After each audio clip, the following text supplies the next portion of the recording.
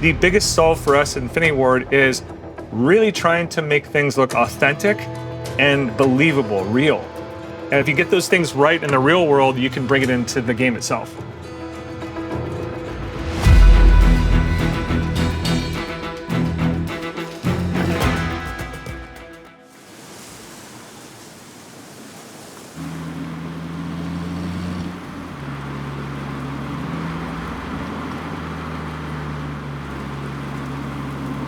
Ever since I was a kid, we didn't have a whole lot of money for toys and stuff like that. And so I made my toys sometimes. I would make toys out of plywood and stuff when I was getting older. I was heavy into model making because I loved Star Wars. And so I just grew up with a fascination of model making, kit bashing, and all this other stuff. And I do better when I have some physical thing in front of me to build from, and I can look at it and twist it in the light and things like that.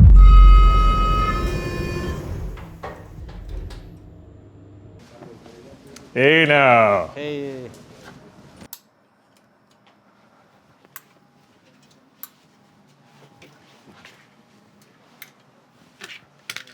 Yeah, there he goes. We build a lot of live action suits and all these builds and stuff.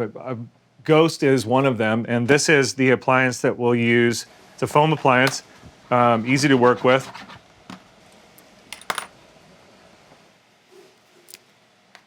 So I'm just gonna cut this mask down a little bit. Maybe my designer's philosophy is responding to things that happen along the way and then trying to figure out what tools do I have to solve those problems.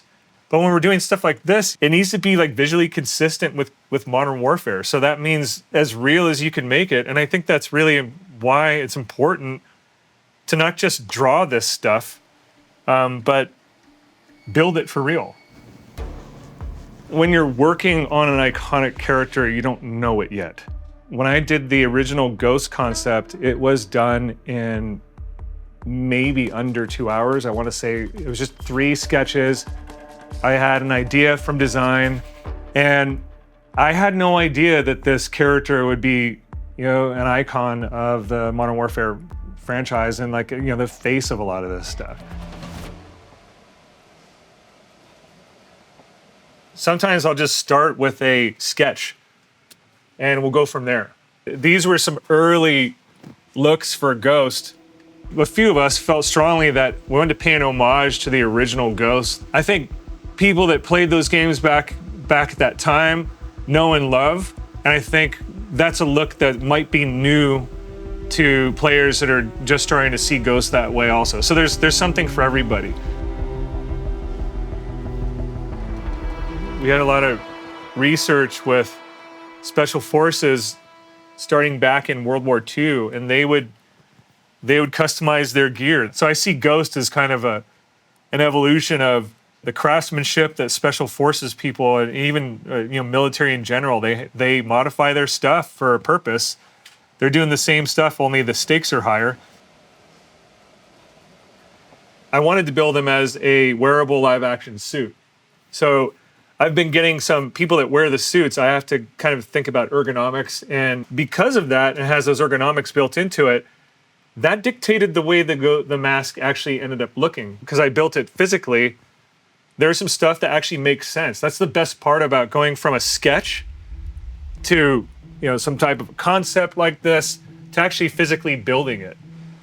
What I'm really excited about with the Vault Edition is that this version of Ghost becomes very special after the events of Modern Warfare 4. So that really is why I think it was important to take so much time and effort to realize this character and build this character out.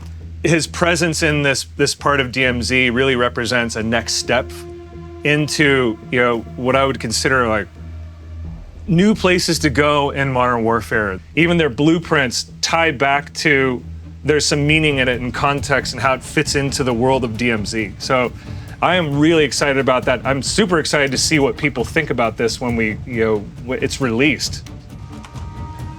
This is Ghost's AK. It has an Apex attachment, and it has like a drone killing attachment, which I think is pretty dope.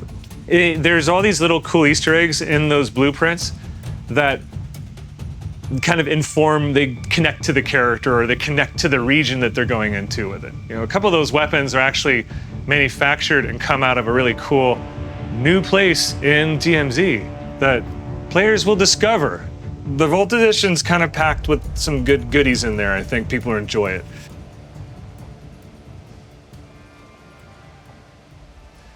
I don't like when things look perfect.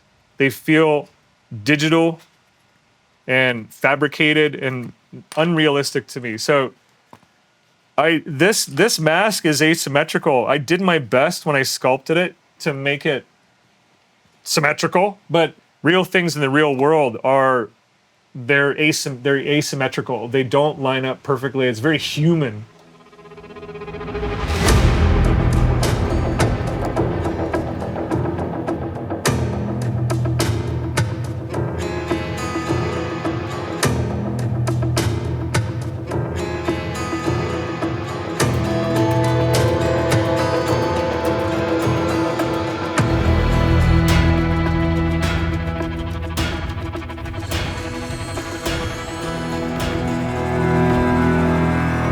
This is Tom Sacklesay. He's an extraordinary character artist, concept artist. And you want to talk about iconic characters. I think Tom is responsible for some of the, some really iconic characters in the Modern Warfare franchise. Like this character, like Joel just built the mask. He gave me the mask. I took a photo of it, put it on a body, passed it back to Joel. He worked on it. We do a lot of collaboration. Send it to the character team. They start to model it. We go back. We do some tweaks. So there's a lot of back and forth collaboration that happens. But yeah, sometimes it just starts with something that Joel just puts together, and then we'll make it into a full character. This process to me it's an old technique, and we're probably one of the only studios that does this. It's the DNA of how we develop here, and you can see it's taken off. We've kind of grown. The process has grown with the times and the technology, and it's incredible. The fans and the community of Call of Duty decide what's iconic, and we just do our best to put together really interesting artwork that is inspiring. Yeah. And he's got a couple on this project already. I've got the feeling they might be, like the community might see it the same way, but I feel they're iconic already. They're really badass.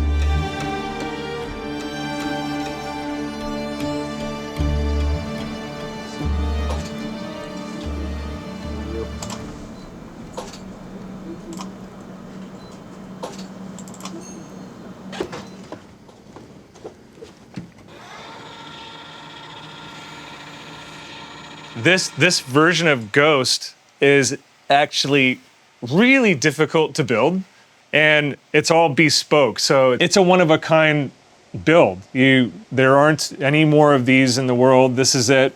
And down to all the scuffs and everything, they're all unique to this mask. So this is it. This is the source of this character right here. This is the Vault Edition Ghost mask.